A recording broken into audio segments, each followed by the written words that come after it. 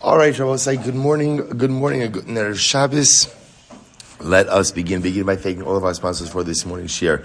To thank our TALMUD TORAH sponsors for the month of Adar Beis, the Schwarzbaum Family, for dedicating all the Shur and Trashos this month in memory of Rabbi Aaron Schwarzbaum, Aharon Yosef ben Meir, Zichron Livracha, Leah Sol, in the zechus of her daughter Ilana Bas Esther's successful surgery and complete refuah sheleima, and for the safe return of our hostages and in Metzia Hashem, the success of every one of our soldiers. Maia Hoffman, in memory of her father Reuven ben Emanuel, and in the merit of hatzlacha, health and joy for her entire family. So beautiful. And Yoel Sara Kelman, in honor of the birth of their son, Mazel Tov, and in memory of Staff Sergeant David Sasson, Hashem Yikom Damo, we hope that in the merit of our TALMUD TORAH, all of the neshama and aliyah, the families in neshama, all of our hostages, will the Meir Hashem come home, and our soldiers should be successful. B'chol ma'aseh yedehem.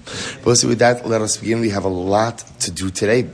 Really a lot to do. A lot of exciting Gemara to get through. So today's daf is Chav Gimel 23. We are picking up on 22b. Chav Beis Amud Beis. Really exciting stuff yesterday because remember again we saw halacha k'Abaye b'yal kigam. Yal kigam is the mnemonic for all the cases where we follow Abaye, and what was really exciting for us is, at least by the looks of it, really exciting for me, is that, remember again, the yud of Yal Kigam is Yeosh Shalomidas. So that's where we ended off yesterday. So therefore I will say, the way we're operating right now is in Halacha L'Maisa, so we're passing like Abaye, that Yeosh Shalomidas lo havi Yeosh. So once again, what that means is I'm walking on the street, and let's say again, I find a $10 bill. So remember again, based on our Mishnah, what's the halacha if you find money? Let's, oh, you know what? Did I not hit? Okay. Okay, good. It was just the chazara. Hey, so remember again, we're passing like Abaye about Yeosh Shalomidas. Thank you. So halacha l'maisa again. What does that mean? I'm walking down the street. I find a $10 bill. What's halacha if you find money? What's halacha if you find money? Generally, if you find money, it's yours. Right? It's run, right? Take it and run. No, so again, we will find exceptions where money, again, you're going to have to be machris, you're going to have to announce it as well. But for now, for our purposes, that's why you chose the case. If you find a $10 bill on the street, you find it, there's no siman, you are allowed to go ahead and keep that. Allowed to go ahead and keep it. So what happens if I know Reuven dropped a $10 bill, but Reuven doesn't know that he dropped it yet? Now, money might not be the best illustration of this, as we discussed also, but the idea is because Reuven doesn't know that he lost it, therefore he hasn't had yeosh. Because he hasn't had yeosh, therefore I am not permitted to go ahead and keep the object. That's the concept of yeosh shalomidas. We pass it like Abaye, yeosh shalomidas lo havi yeosh. Fine. So it says the Gemara. So we're picking up. Actually, guys, I should have just gotten a couple more lines yesterday and gotten to the two dots, but okay. The Gemara says, good. Yasmi. It's actually right across from Tosos Tiyufta. Yasmi, the Labanin Chilan in Umay. So we'll say what happens ultimately again in the case of Yisomim. So what happens again, for example, Yisomim have produce that falls on the ground, something else that falls on the ground, where again they are not capable of yeosh. They're not capable of forgiveness, so to speak. So what happens in that case? Amalei, Bagadar Yasin, we don't assume that's time. When you come across lost produce, we don't make the assumption that this came from the proper. Jeremy, where's Eitan? Was off Shabbos? What's going on over there? Right? All right, tell him he was missed. Hey, so the Gemara says as follows: so halacha l'maisa, we don't assume that produce came. We don't assume that produce came from the property of Yisomim. Muchzak va'omed mai. So I'll say, so what happens if I do know that produce came from the field of Yisomim? Or karkachta mai, or krachta mai. So I'll say krachta, Rashi says over here, is a field. It is a field that is surrounded by a wall. So what's the chap on a field that's surrounded by a wall? So the Pasha will say, when people have walls around their property, generally what that means is, don't come in and take their stuff. Right? So in this particular case, when you go ahead and you have a tree that let's say I have a tree that sheds produce. Normally, again, when the produce falls on the ground, I would make it hefker. Now, the fact that it's surrounded by a wall indicates that what? I'm not mafkir it. So in these cases, both we know that it's the property of Yisomim, as well as when you know that you have a tree that is surrounded by a wall. Ultimately, again, asurin. These cases also when it says asurin means the produce, the property, does not become hefker. does not become hefker. Okay, good. So we'll say that's the end of the sugya. Let's go. Krichos b'reshus rabim hara elu shalom. Next, you go ahead and, so we'll say, so again, takeaway, yesh shalom midas, lo havi yesh, we paskin like Abaye. Again, the Gemara is just adding in those just additional cases of where, so to speak, hefker is not possible or hefker is not occurring. What occurs in those situations? Obviously, again, you can't keep the objects, can't keep the property that you find. Beautiful. Let's go weiter. Krichos b'reshus harabim hara elu shalom. So we'll say, if you go ahead, so remember again, the Mishnah spoke about krichos. So krichos are small bundles. We're going to talk about krichos and omnim, right? So krichos ultimately is the small bundles. So small bundles is another example of something you find that does not have a distinctive siman, and therefore halacha l'maisa, one is permitted to go ahead and keep it. So says the Gemara, krichos b'reshus harabim hara elu shalo. Amar Rabba, v'afilu b'davar sheish bo siman. Rabba said, interestingly enough, Rabba says that halacha l'maisa, this is true, even with something. Incredible. I'm sorry? Just Elam. What do you mean just Elam Metzia? Beautiful. Mr.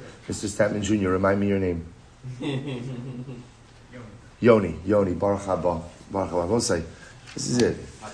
This is what? Tat Yomi. I like it. We're going to be, Baruch Hashem. Absolutely beautiful. Okay.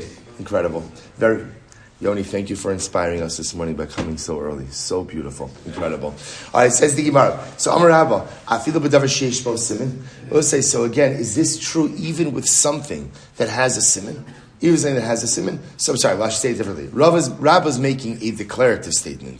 Rabba says this is true even if it has a siman. Now, I'm supposed to say, so just understand what's just happened over here, right? The Mishnah said, I'm walking down the street.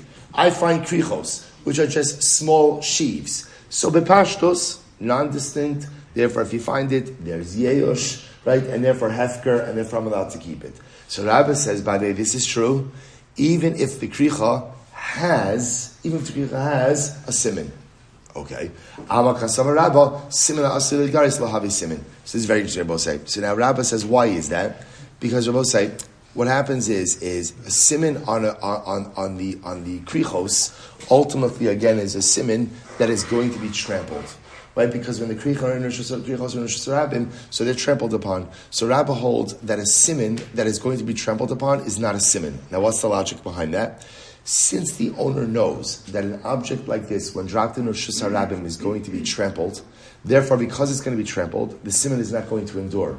Because the siman is not going to endure, the owner doesn't have trust in it. Because the owner doesn't have trust in it, therefore what? There's yeyosh. And because it's yeyosh, therefore the object is hefker. Incredible. So Rava says, no. Lo shon el b'davar she'ein bo siman. Rava says that's not true.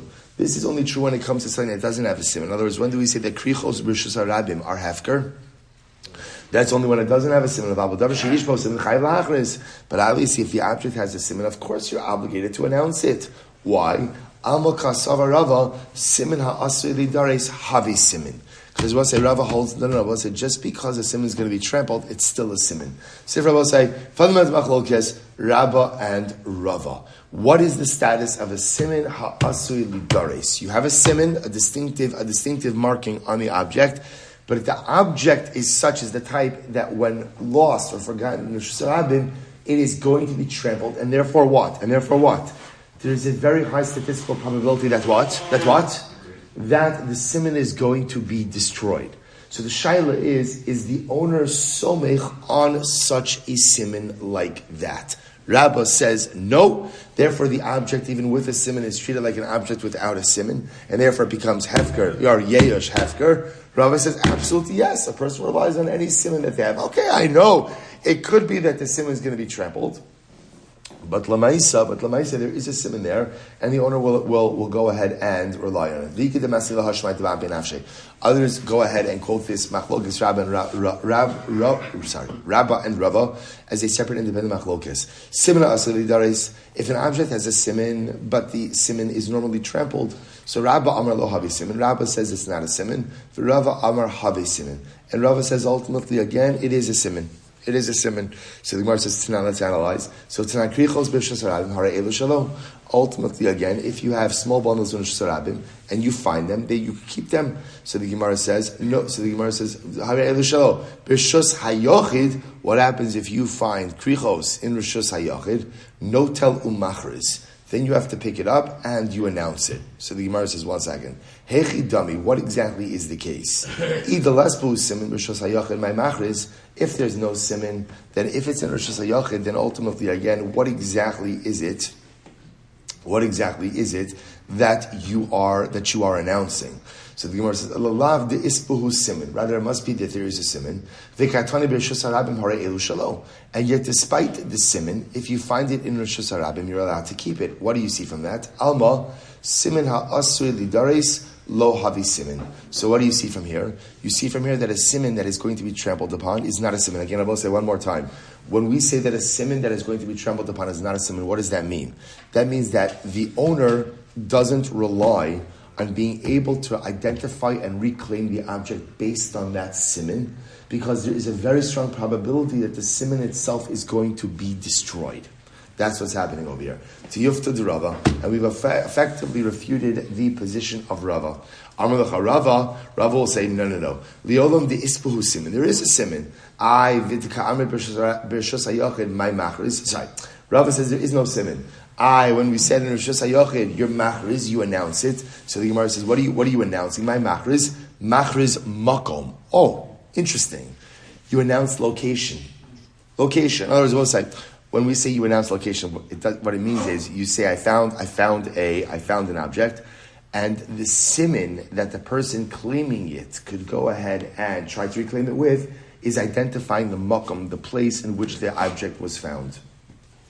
So the Gemara says, or makom kilos, Rashi says over here, machriz makom, ve'eno machriz shem ha'aveda, right? Ella shem ha'makom. So Rashi understands it as, I announce a location without announcing the object. Right? So I say, I found an object in a field, in the northeast corner of whatever it is, Reuven's field. Obviously, it's not Reuven's object. We have to ascertain that. Right? I found object, northeast corner. So I announced location without announcing object. Then if somebody wants to reclaim it, they say, oh yeah, I lost a small bundle in that area. Okay, so that would be the makom. So the Gemara says, so watch this. So the Gemara says, V'Rabba Amar makom lo havi siman. And Rabba says, ultimately, again, location is not a siman. So we'll say, so what we have over here is something very interesting. So now we've just descended into another machlokes. So let's pause here for just a second. So we'll say, so we have this incredible machlokes, Rabba and Rava, about siman ha'asui lidaris. Siman ha'asui lidaris. If you have a siman that is trampled upon, is that considered to be a halachically valid siman? Meaning, does the owner rely on that siman or not? So Rabba tells us that halacha l'maisa, no, it's not a siman. Rava says it is. But so how do we paskin? Rabbi paskins like Rava, that siman ha'asui lidaris is still a siman. So therefore, again, I will say, so what does that tell me? Just translate that into actual, like, lamaisa. So what that means is, if I lose an object. Let's say again, this case, I go ahead and I lose a bundle, I lose a sheaf, a small bundle. And let's say on that bundle is, I tied it in a particular way. Okay, let's assume that tying is siman. But bundles get trampled upon, right? So now it's quite possible that knot is going to get destroyed or is going to get mangled, so it's not really going to be a good raya. We paskin that I, the owner of that object, still plan on identifying my object through that siman. Even though I know there's a possibility that it's going to get mangled and destroyed, but lamaisa, I still rely on that siman. Because I rely on that siman, therefore what? No yeyosh. And because there's no yeyosh, therefore if someone finds it, they can't keep it, and they have to announce it. That's what it means, siman ha'roi, or what's the lashon? Siman ha'asui. Lidares is havi siman. I'll just tell you also, b'derech hashkafa, it's a profound yesod as well. I will say, we have simanim with HaKadosh Baruch Hu. Right? We have simanim that show that we are the Amanivcha, the chosen nation, Mamlechas Kohanim, Gai Kadosh, a unique relationship with HaKadosh Baruch Hu. And we have a number of simanim. Shabbos, right, is a siman, is an os. Bris Milah is a siman, is an os. But you know what I'm saying? Klal Yisrael have these simanim, but unfortunately, Klal Yisrael throughout the generations have been trampled upon. So our simanim are simanim ha'asuyin lidaris. Sometimes the siman of a yid is trampled upon. Klal Yisrael is trampled upon. And what's in how do we paskin?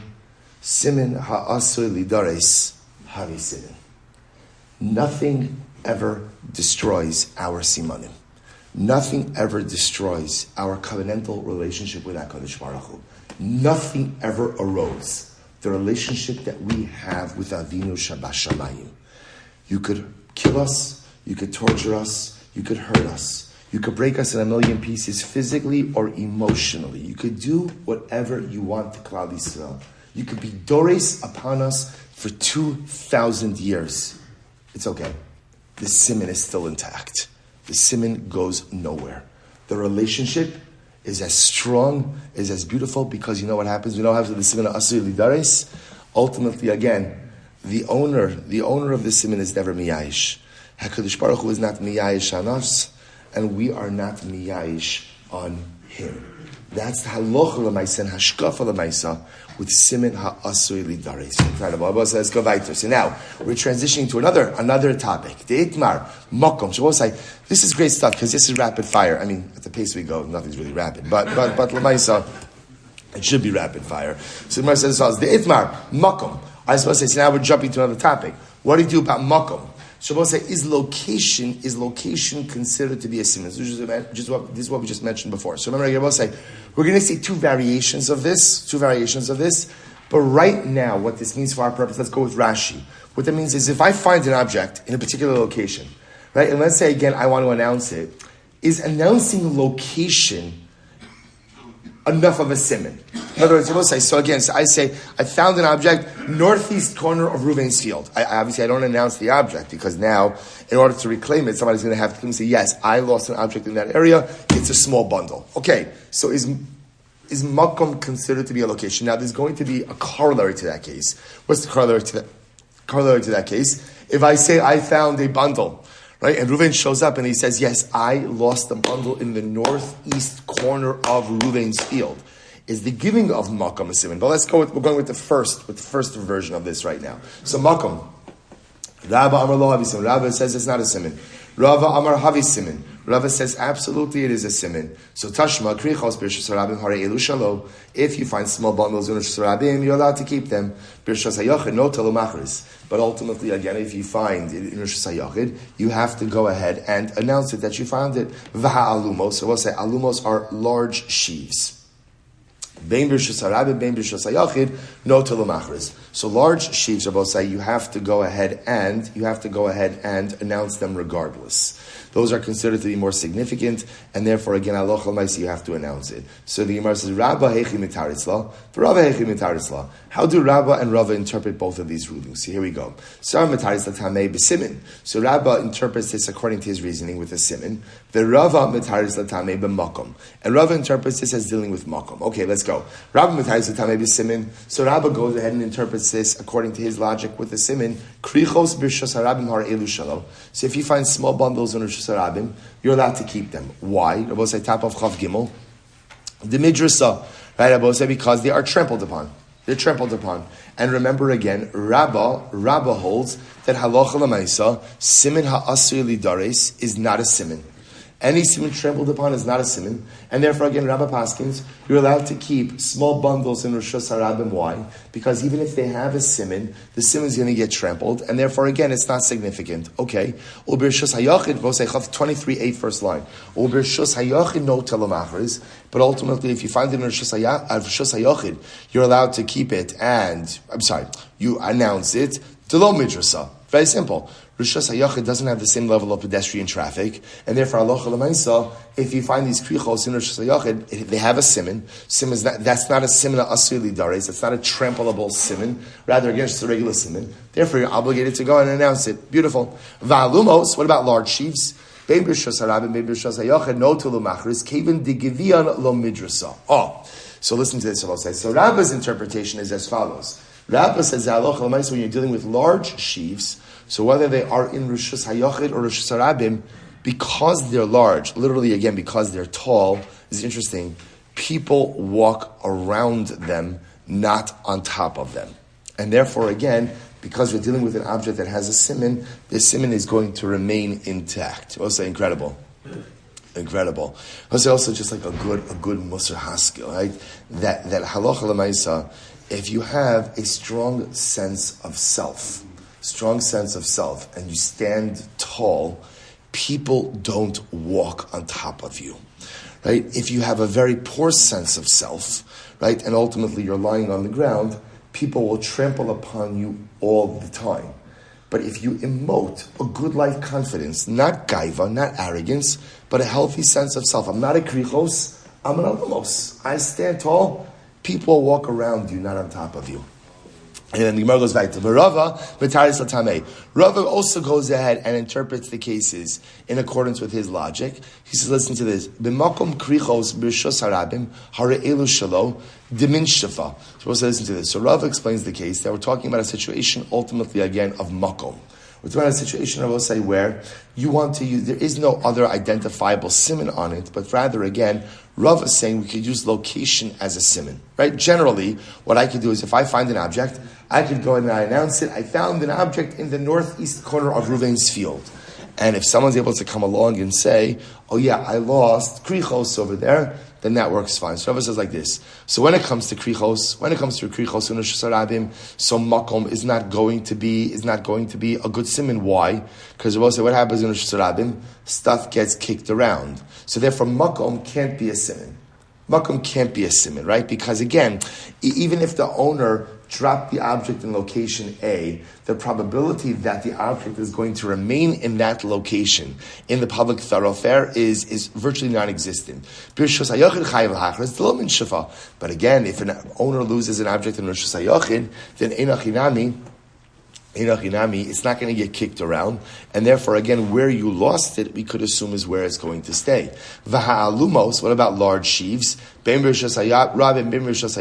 tel umachriz, kevan diakiri lo min shafa. So ultimately, again, I will say larger sheaves, whether in Rosh Hashanah or Rosh Hashanah, halacha l'maisa, you go ahead and announce it. Why? Because since they're heavy, they don't roll around. And therefore, makom will be a good siman ultimately by these items. So Tashma, let's go right there. So says the Gemara. Let's go. So first of all, I just want to point out, how do we paskin? We paskin like Rava again in this case as well. We paskin on both sides that makom is a siman. Makom is a siman. Now, obviously, it's not going to be makom in every scenario. It's going to be makom where it's possible and feasible for makom to be a siman, like in Rosh Hashanah. In Rosh Hashanah, the pashtos makom will not be a siman. But what this means is, if I find an object, and I announce, I found an object in the northeast corner. I know I keep going northeast, but okay, the northeast corner of Reuven's field, and someone comes over to me and says, yes, I lost krichos over there, we're good to go. So what's to be paskin like Rava in both of these areas? Number one, simin ha'asui lidares, ultimately, again, is a siman that is trampled upon, is still a siman, still a valid siman, i.e. the owner still relies on that siman, doesn't have yeyosh, and ultimately, again, the object doesn't become hefker, and the paskin like Rava, that makom have siman. Makom have siman. Location could serve as a valid siman as well. So Tashma, let's go. Kikar shal nachtum. So we'll say, remember again, we learned. What about loaves, baker's loaves? So we'll remember again, what's the distinction between baker's loaves and balabas loaves? So baker's loaves, each one looks the same, right? The balabayas loaves, each one is unique and separate. So Tashma, kikar shal nachtum, hari elu shalo. These ultimately, again, these belong to the finder. So the Gemara says, these belong to the finder. Hashal balabayas chayv lahachris. But I will say, if you find individual loaves, that wasn't the right word. When you find loaves baked by an individual, i.e. not a baker, homemade bread. Homemade bread. I'll say then what? Chayv lahachris. Haloch l'maisi, you have to announce that you found it. Okay? Shabalabayis, my time. And now what's the logic? I will say, by the bread of a balabayis. Kevan de ispuhu simin, de meidi yada, de rifta, de inish, inishu. I will say, again, maybe it's a little bit different today with bread machines or things like that, but lamaisa, generally when people make homemade bread, homemade bread looks different by each person. So because of that, there's an inherent simon. There's an inherent simon in the bread that ultimately, again, it allows the owner to identify it. The Gemara says, no telumachris. And obviously, interestingly enough, if you don't see, the Mishnah doesn't make a distinction between whether or not you're finding this kikaro shabalabayis, this individual's bread, whether you're finding it in Rosh Hashanah or Rosh Hashanah. Either way, you have to announce it. What do you see from here? Alma simin ha'asay lidares havi simin. What do you see from here? So it's like I'm coming full circle. What do you see from here? That even a simin that is trampled upon is still a valid simin. Tiyufta de Rabba. This effectively refutes the position of Rabba, bolsters the position of Rava, and therefore again, simin ha'asri lidaris, a simin that is trampled upon, owner still relies on it, still a valid simin. Rabba said, no. That's a different case. Hasam hanutam. The reason why Rabba said by the kikar shabalabayis, by the loaves of the balabas, the reason why it's a good simin is mishum de'in ma'avirin al ha'ochlin. Ultimately, again, because Rabba said you can't pass by food. You notice, what does it mean? Rashi says over here, I will say, this is not a din in eating everything you see. I just want to be clear. So, imavirin ala ochlin means, hamotzi ochlin baderech, ein rashay la'avor alehem, ula'anicham sham. We'll say there's a concept, we actually learned this in Smichas Chaver, there is a concept of kibud ochlin, of respecting food. Ultimately, again, I will say, so if you see food on the floor, you're not allowed to leave it there, but rather, again, you have to pick it up and put it so we could throw it out, but you can't just leave it on the ground. So we'll say, interestingly enough, so Rabba is going to say over here, this food is a different kind of case. Why? Because food, ultimately, again, you just don't, we'll say, I'll tell you just like an amazing, this just happened to me when I was in Israel. I was walking in Yerushalayim, and there was this gentleman walking in front of me. Again, no yarmulke, no nothing or anything. And there was like a half-eaten challah roll, like on the ground. He was walking in front of me. And I saw he stopped, he picked it up, and he put it on top of a dumpster. He didn't even put it in he put it on top of the dumpster. And I was so intrigued by this. Like I never saw him like a shtickle yenta. I stopped him, and I said, Slicha achi, lama asita et zeh? Why did you do this? He said to me, "Ze pashut, in ma'avirin ala ochlin." I was like, "You be my friend, right? You be my Rabbi." I was like, just, Mamashi quoted it. Ein ma'avirin al ha'ochlin. Ein ma'avirin al ha'ochlin. Okay, the Gemara says, "V'ha'ika nochrim." What about the fact that there are non-Jews? In other words, we'll say, even if Jews have this food sensitivity. So the Maisa again, what about non-Jews? So the Gemara says, Nochrim chayshi l'kshafim. We'll say, even non-Jews. I don't know exactly what the sorcery stuff is. Rashi says over here, chayshi l'kshafim, svurim shemach mas kshafim hunchu l'sham, kedei lahachshil hadarsim. So it says interesting. So apparently Nachrim have like a little bit of like a superstition. Maybe this is like where like Snow White came from, like with the apple, or I don't know. Like so the nice thing is, so Nachrim also have this superstition. Ultimately, that when you find food around that, maybe there was a spell that was cast upon it. See, even Nachrim, interestingly enough, are careful with trampling on food. Very interesting. But what about animals and dogs?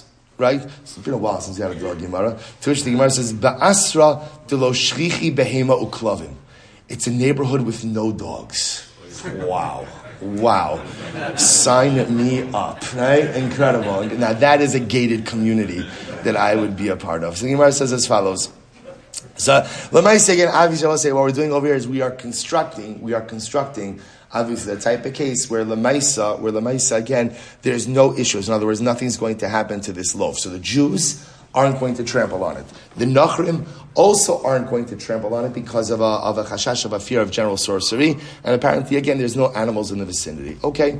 Rabbi Huda says, Kol davar sheyesh bo shinui chayav lahachris. So Rabbi Huda says, we'll say any item that has we'll call it like a unique peculiarity or something unique about it, you have to go ahead and announce. Which means essentially, what Rabbi Huda essentially is saying is, any unique feature of an item, by definition, could serve as a siman, and therefore you're obligated to announce it. So for example, Kesad, If you find a cake of pressed figs, right, then there's a pottery shard inside of it. It's pretty unique. Or kikar b'socha mos, or you find a loaf of bread and there is money inside of it. So we'll say, so these are unique features which require you to announce. So we'll say we to infer from this that the Tanakama would say that you could keep these items. That would be pretty strange because this is like a pretty significant siman. So we'll say, so this is interesting. So the Gemara is now introducing a third topic. The third topic I will say is what we call siman haba me'elav. Siman haba me'elav means a siman that is there, but that may have occurred by accident. Meaning what? You find the pottery shard in a cake of pressed figs. It's possible that it fell in there and wasn't placed in there. You find some money baked into a loaf of bread. It's possible that it was by accident. That's called a siman haba me'elav. So listen to this. So the Gemara says, it would appear, everyone agrees that even a siman haba me'elav is still a siman. Uma'avirin ala ochlin, and people do go ahead and trample over food. So the Gemara says, "My love, simina asuli daris kamiflagi." So maybe I'll back to our original machlokes Rabbi and Rava about a simin that's trampled upon. So the Gemara says, "Mar savar lo havi simin, mar savi hari simin." Maybe that's our machlokes. Is a trampleable simin considered to be a simin or not? To which the Gemara says, "No. Amar Rav Zavid mishmei de Rava isa alayt chatika savar tanakama simina asuli daris lo havi simin." If you think that the Tanakama holds that number one, a simin that is trampled upon is not a simin, and people do trample on food, then what about kikaros shal balabayis birshus harabim amay machris? Then why should you have to announce loaves of a balabayis that you find in Rishus Harabim?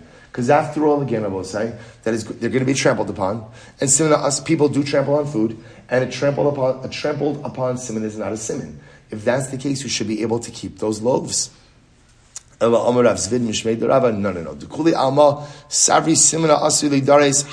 first of all, we go back to what we said before.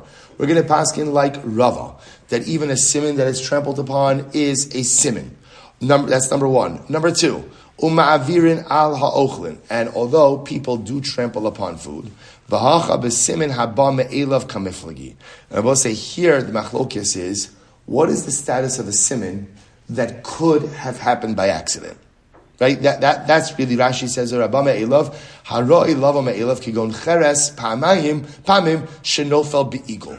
So I'll say, so now the real machlokes is, what is the status of a siman that may have not been placed there intentionally and may have just kind of occurred? May have occurred. So the Gemara says the Tanakama holds siman Rabba me'elav lo havi siman. Tanakama holds that a siman that may have occurred on its own is not a siman. Rabbi Yehuda Savra have a siman. So both say this is our machlokes. This is our machlokes. Is a siman because Rabbi said it's an interesting machlokes because here's what they're really arguing about. So Rabbi said, in other words, when we find the siman and the siman could have just occurred on its own. So there's two questions you have. Number one, in general, does the siman require intentionality? And number two, is the owner even aware that this siman exists? So that's going to be our machlokes over here. So Tanakama holds that it is not a siman. Rabbi Yehuda holds that it is a siman. Rabba Amar Lecha, Rabba will say, "Tikuli Amar Siman Asur Daris Lo Havi Siman." So Rabba goes back and Rabba says a trampleable siman is not a siman. Ve'im Ma'avirin Ala Ochlin, but in general also we don't trample upon food. V'hacha b'siman haba me'elav kamiflagi. And here I will say the machlokes is once again is what about a siman that could have occurred on its own? Tanakama saw the havi siman. Rabbi Yehuda saw havi siman. So machlokes. Tanakama says it's not a siman. Rabbi Yehuda says it is a siman. Iked Amri, alternate version of this. Savru the koli amma siman haba me'elav havi siman. Everyone agrees that a siman that occurs on its own is a siman. V'simna asur lidares lo havi siman.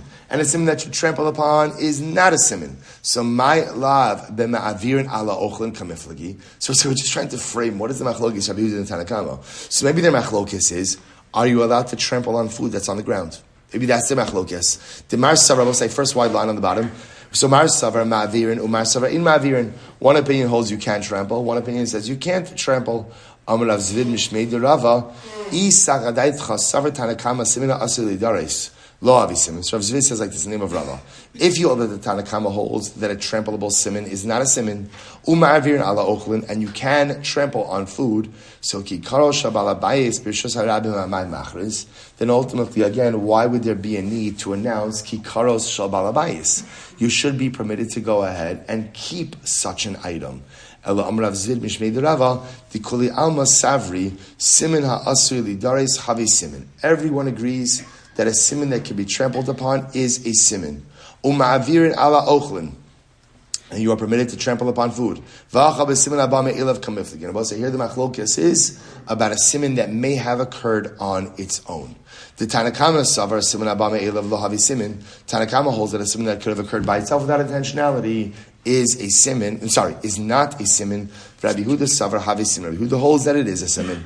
Okay, so let's go back there. So Rabbi Amar Lecha, Rabbi says the kuli alma simin asur daris lo havi simin. So we'll say another interpretation. We'll say we're just trying to figure out what is the machlokes Rabbi Huda and the Tanakama. For Rabbi Amar Lecha, Rabbi says kuli alma simin asur daris lo havi simin. A trampleable simin is not a simin. Ve'ma'avirin ala ochlin, and you don't trample food. V'hacha b'simin haba me'ilav kamiflagi. And here they're arguing about a simin that could occur on its own. Tanakama holds that a simin that could occur on its own is not a simin. Rabbi Huda savar havi simin. Huda holds it is a simin.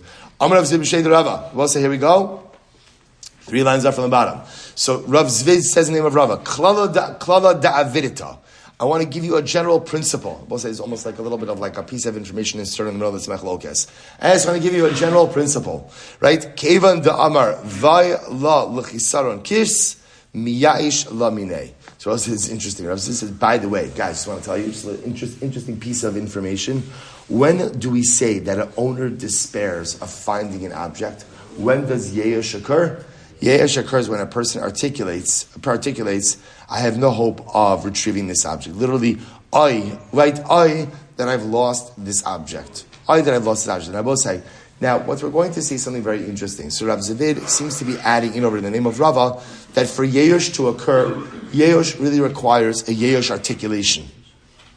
We're going to see whether or not does ye'esh actually require articulation, or is what we'll call circumstantial ye'esh enough as well, right? Up until now, we've really been dealing with circumstantial ye'esh, where a person loses an object, and the type of object that has no simin, and therefore, again, we automatically assume that a person had ye'esh. What Rav Zavid is adding into this, ultimately, again, we will have to see. Okay, Rav Zavid said the name of Rava. Hilchasa krichos b'rishas harabim hare elu shalo. If you find small sheaves in Rishus Harabim, the finder is allowed to keep it. Birshus hayachid. What if you find small sheaves in Rishus hayachid? Iderech nefila hare elu shalo. If it's clear that the owner lost it, in other words, he just dropped it, then the finder is permitted to keep it, right? Because Lamaisa, again, there's going to be yesh there as well. Iderech hanocha. But if it was clear that the small sheaves were placed down, so what's talacha? Notel umachriz. Then you take it. So this is actually interesting. We're going to talk much more about this. Even if you find something that doesn't normally have a simin, but you find it in this case in Rosh Hashanah derech hanocha. We haven't talked about this yet. What does derech hanocha mean? It's clear that there was an intentional placement, right? It wasn't dropped. It's clear that there was. I'll give you a perfect example of this, right? You find krichos, right, placed in a niche or in a nook in the wall.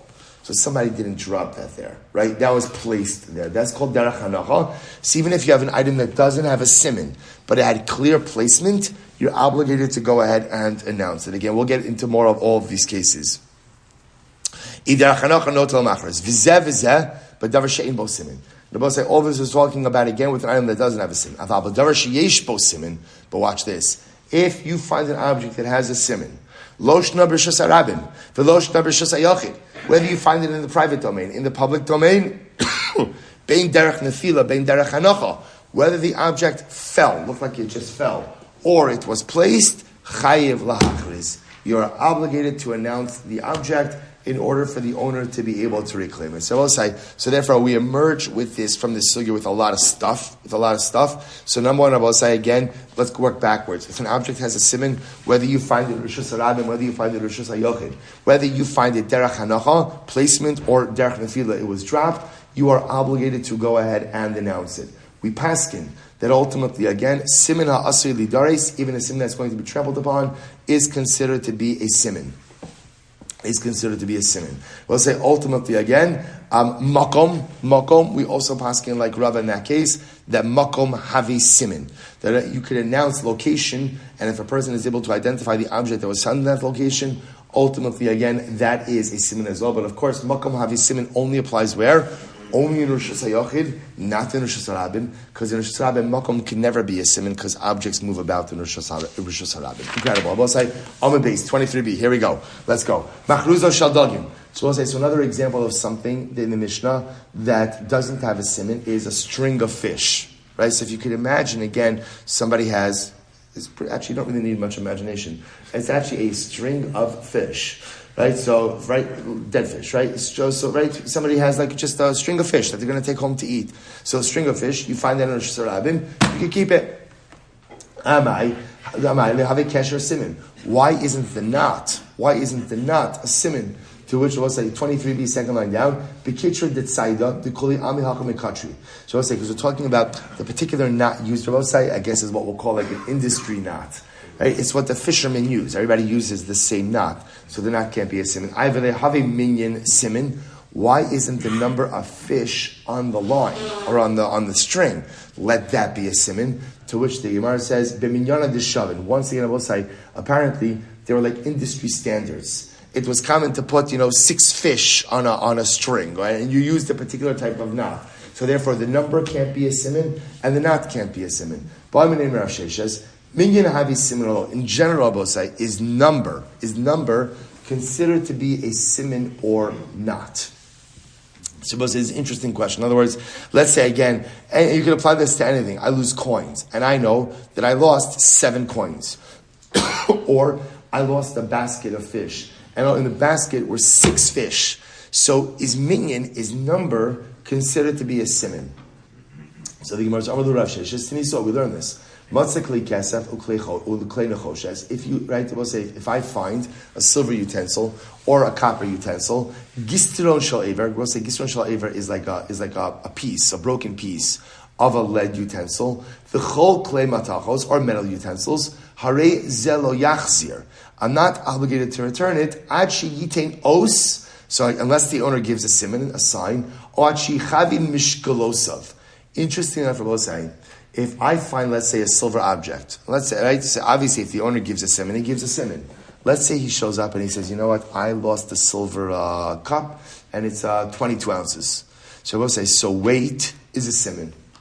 Weight is a siman. So the Gemara says, umida mishkal havi siman. Since weight is a siman, so mida uminyan nami havi siman. Dimensions and number is also a siman. So Rabbi say, now obviously, this is only going to work with something that's not mass-produced, right? Because something mass-produced, everything has... But this is interesting. So we're picking up like a lot of fascinating information along the way. So now suddenly again, up until now, like a siman has been something unique and distinctive. Now we see number is a siman, weight is a siman, and dimensions is a siman as well, or are a siman as well. The chaticho shabasa, once again, you find a piece of meat,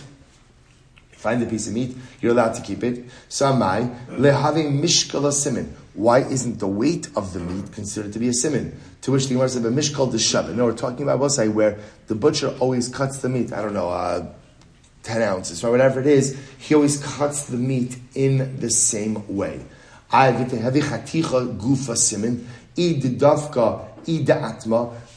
isn't the cut of meat itself, like where it comes from, isn't that a siman? Milo Tanya, did we not learn? Matzah chatichos dagim. If you find pieces of fish, the dag noshoch, and I will say it's interesting. Let's say you find a piece of fish with a bite mark in it. Right? So they took a bite out of it, or something took a bite out of it. You're obligated to announce it. Why? Because I will say a piece of fish with a bite taken out of it is considered to be a siman. So similarly, again, I will say the cut of the meat, right, and the area where it comes from should also be a siman. To which the Gemara says, but yet if you find barrels of wine, of oil, of wheat, of dried figs, shel zaysim, or of olives, hare elu shalo. They belong to you. We'll come back to that case in just a little bit. And what's the case here? I will say, b'di'ika simin b'paska. So I will say the case we're dealing with over here, ultimately, again, is where the meat was cut in a peculiar fashion. The meat itself was cut in a peculiar fashion. How so? So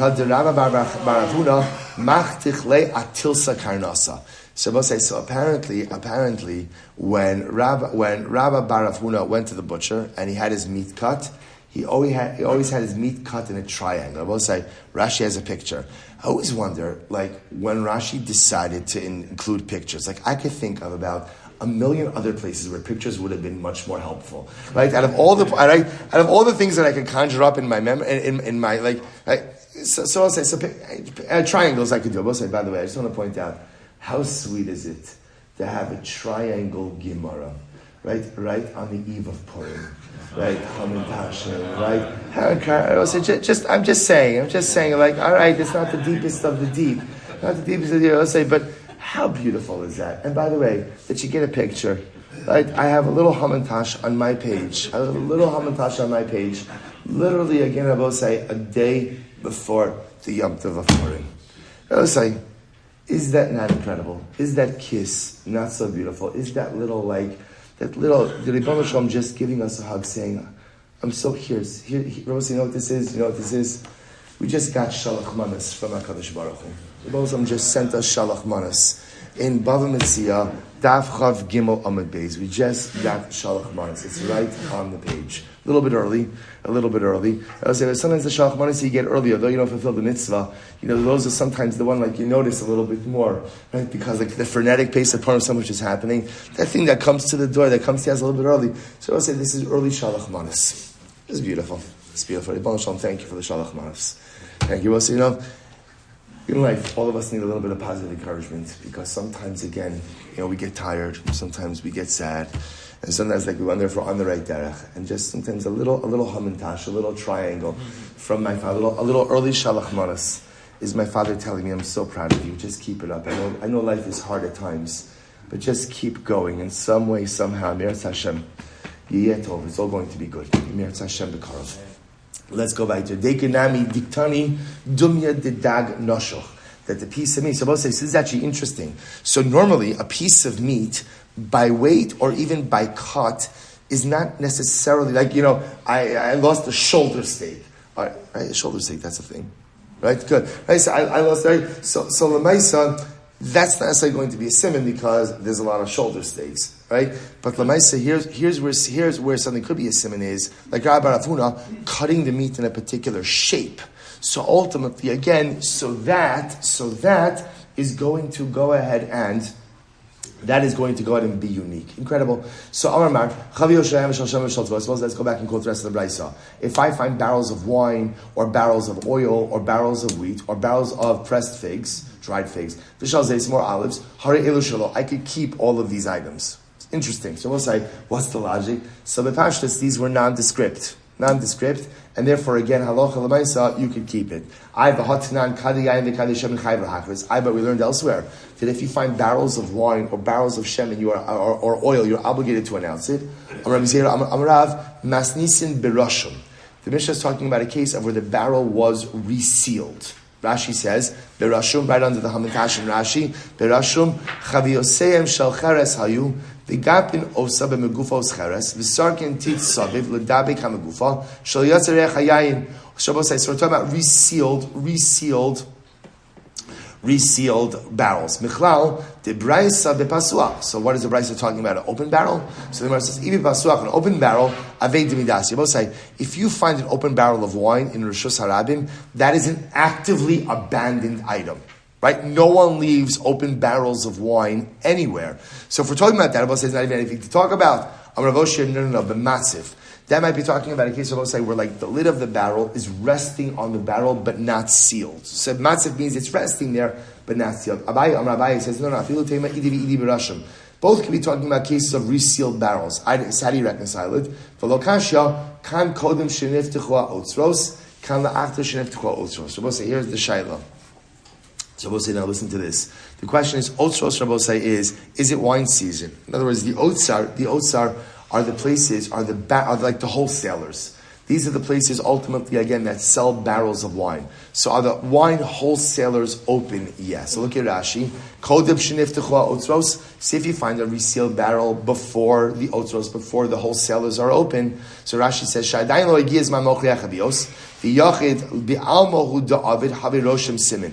Rabbi say, if the wholesalers are not yet open, and somebody did a resealing of their barrel, because there's not an abundance of barrels, because the wholesalers are not open yet. Because they're not open yet, there's not an abundance of barrels. Therefore, a seal on a barrel will absolutely be a siman. However, again, once the wholesalers open, then what Rabbi say? Then there's resealed barrels everywhere. If there's resealed barrels everywhere, then the seal itself will no longer be a siman. Incredible. Let's listen to this. One time, Rav Yaakov Bar Acha found the barrel of wine in Rosh Hashanah, and this was after the wholesalers were open. So, which means Rabbi said that's what? There's a proliferation of wine, right? There's resealed barrels everywhere. And what happened? Abaye came before Abaye. And Abaye said, you can keep it. You could keep it. You're allowed to keep this barrel because ultimately, again, the seal is not going to be a siman. So we're back to this now. Is location a siman or not? Is location a siman? In other words, so right now we're going with the idea. I find an object. If I announce the location in which I found the object, and someone comes along and identifies the object, is that a good siman or not? So says the Gemara. So Amalei to me, so we learn this. Right? If I find barrels of wine, of oil, of wheat, pressed figs, right, or olives, I'm allowed to keep them. Now, if you hold that makom, that location in which the items is found, is a siman, so lichros makom, so why don't I just announce the location? Say, I found the barrel of wine in the northeast corner of Reuven's field, or wherever I found it. Announce that, right? And let someone say, oh, you found something? I lost a barrel of wine in that location. The fact that that is not even on the table indicates to us that makom is not a siman. What's the case over here? Beraksa dinara. Now, we'll say the case over here is where I found the barrel by the bank of the river. Now, we'll say bank of the river is not a siman. What happens to the bank of the river? People offload cargo from the ships. So we'll say, so that's not going to be. So in other words, that makom can't be a siman. Why? Because we'll say it's normal for property to be there all of the time. Or merchandise to be there all the time. So therefore, that would be an example. So we'll say, so I'd say it a bit differently. When could makom be a siman? When could makom be a siman? When it would be necessarily a little bit unusual for the object to be there, or the object is not normally in that place. But if you have a place where the object is normally to be found, like the banks of the river, then that can't be a siman. Incredible. And why is it that the bank of the river is not a siman? Damina, because we say Damina le ki hechi di isrami ledidach isrami nami lechaverach. The same way that it's normal for you to have stuff there, it's normal for your friend to have stuff there. In other words, I will say again, a place that's normal to deposit merchandise, you can't use that makom as a siman. Very logical. An alternate version of this, Amar Mari, my time on Rabbanon, makom lahavi siman. An alternate version of this. Rabbi Meir said, why is it that the Rabbana hold that makom is not a siman? Daminale, because we say to the person, Ki hechi di isrami ledidach, hai makom, isrami nami lechaverach. The same way that it's normal for you to deposit merchandise over here, it's normal for your friend to deposit merchandise over here as well. Hahu gavra, the ashkach kufra, so let's listen to this. There was a guy, right? And the guy ultimately again found. Here, look at. Good, it's fine. So look, fine. There was a guy who found kufra. So we'll say Rashi says over kufra is zefes davar shein bo simenu. So kufra. We'll see what we're actually going to do. We're gonna. Okay. We'll say. By the way, shkoyach. What a run. What a run. This was excellent. Kadosh Baruch Hu gave us a lot of chizuk. One little hamandash goes a very long. We'll say we'll stop over here again. I'll pick up with the how kufra tomorrow. How gavra. They found the Kibbutz. We'll say, Shkach, what a zechus, Baruch Hashem, another beautiful week of learning. Halavai, wishing everyone a beautiful hour of Shabbos, an uplifting Shabbos. Purim, in Meir Hashem, we have Purim, we begin in Meir Hashem, 6:45 is davening, so hopefully, early minyan, hopefully Daf will be about 8:10 or so in Metzia Hashem, and then followed by the second meeting at 9 o'clock. So we'll learn Purim also, Shushan Purim regular schedule. Shkach Chabot, say good Shabbos. Good Shabbos, Shai.